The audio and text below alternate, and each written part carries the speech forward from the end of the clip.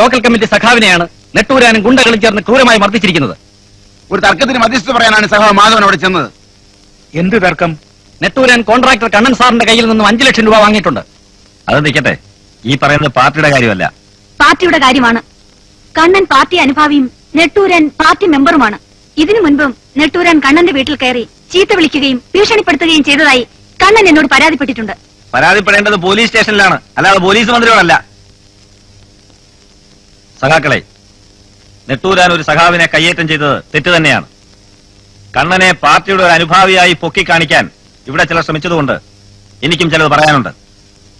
പാർട്ടിയിലെ ചില സഖാക്കളുടെ പിൻബലത്തോടെ കണ്ണൻ നെട്ടൂരാനെ പലതരത്തിലും ഉപദ്രവിക്കാൻ ശ്രമിക്കുന്നതായി എനിക്കറിയാം. കൂപ്പുലേലത്തിൽ നിന്നും പിന്തിരിയാൻ നെട്ടൂരാൻ 5 ലക്ഷം രൂപ കൊണ്ട് കൊടുത്തിട്ട് റവന്യൂ എൻഫോഴ്സ്മെന്റിൽ നെട്ടൂരാന്റെ വീട്ടിൽ കള്ളപ്പണമിരിപ്പുണ്ടെന്ന് റിപ്പോർട്ട് ചെയ്ത് അയാളെ കൊടുക്കാൻ നോക്കി ഈ കണ്ണൻ. പച്ച കള്ളമാണ് മിനിസ്റ്റർ പറയുന്നത്. നിങ്ങളുടെ തോന്നിവാസത്തിന് കൂട്ടു നിൽക്കുന്ന ഒരുത്തനെ പിടിച്ച് മുതലാളിയാക്കി കള്ളക്കാശിന്റെ അഹങ്കാരത്തിൽ അവൻ കാണിക്കുന്ന തെമ്മാടിത്തരങ്ങളെയൊക്കെ ന്യായീകരിച്ച് സംസാരിക്കാൻ മിനിസ്റ്റർക്ക് നാണമല്ലേ? നോ, മിനിസ്റ്റർ സേതുലക്ഷ്മി അല്ലെങ്കിൽ സഖാവ് സേതുലക്ഷ്മി, ഞാൻ നിങ്ങളെ മിനിസ്റ്റർ എന്നാണ് സംബോധന ചെയ്തത്. നെട്ടൂരാനെ സസ്പെൻഡ് ചെയ്യണം പോറ്റി സാർ. പാർട്ടി ഡിസിപ്ലിന്റെ ആവശ്യമാണ്. സസ്പെൻഷൻ അല്ല, ഡിസ്മിസ് ചെയ്യണം. അതെ, ഡിസ്മിസ് ചെയ്യണം. എന്തിനാ മുതലാളിമാർ നമ്മുടെ പാർട്ടിക്ക്? പോറ്റി സാർ ഇതിനൊരു തീരുമാനം ഉണ്ടാക്കണം. ഏതായാലും ഈ പോക്ക് പാർട്ടിയുടെ ഐക്യത്തിന് യോജിച്ചതല്ല. നെട്ടൂരാനെ ഗുണ്ടായുസം അവസാനിപ്പിക്കുക.